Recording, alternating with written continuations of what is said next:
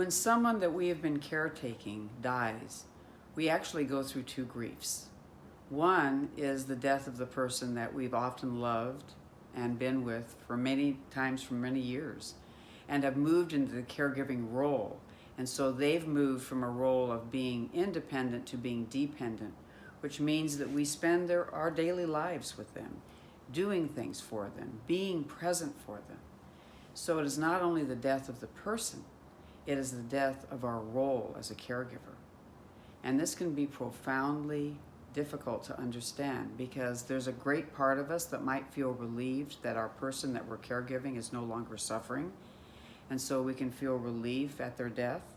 And the other part feels like, now what do I do with my time?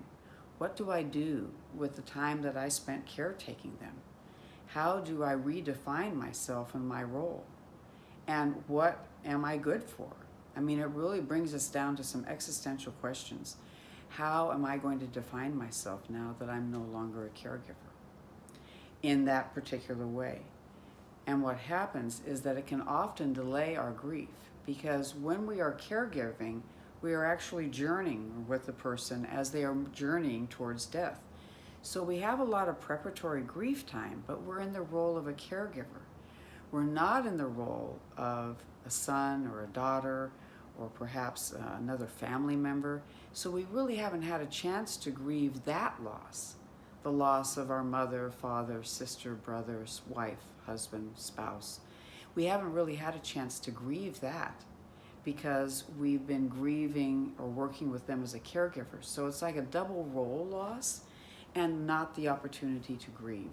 So we have to be very attentive to our bodies and to our hearts and to our minds and to our memories when we have that grief, that surge of grief come up, to acknowledge it and exactly what it's about.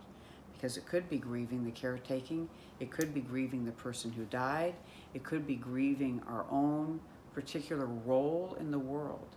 Because caregiving is a very powerful role. It gives us status. We can feel good about ourselves.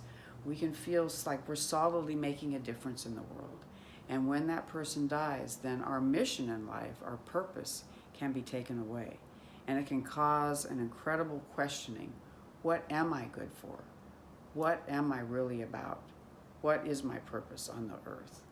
And in fact, that's why I think many elderly couples, when one dies, the other dies very quickly afterwards, because there sometimes is not a lot of meaning. And even though their meaning may have been really rough, it may have been very difficult to see their loved ones suffer, at least they had meaning and a reason to stay on the earth. And by the way, many times elderly people, particularly men, die by suicide. You know, either passive suicide or actually active suicide after their long-term partner dies.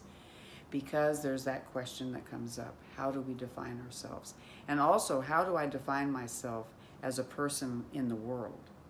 So every deep question of meaning of life, our place in the world, and our love for the person who died, all has to be grieved, explored. We have to change with it, we have to flow with it, and we have to listen, and we have to express. What is that going on right now? What is the most powerful thing for me right now? Because it might not be grieving the person. It might be grieving our role as a caregiver. And also, how does that define me in the rest of the family structure? When the person I'm caregiving has died, that may cause the rest of the family structures to kind of disintegrate or to splinter, because we may have been holding ourselves together to caretake for this person.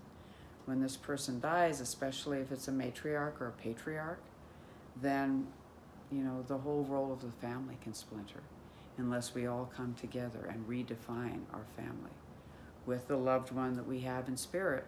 But now, how do we redefine our relationships with each other and with ourselves?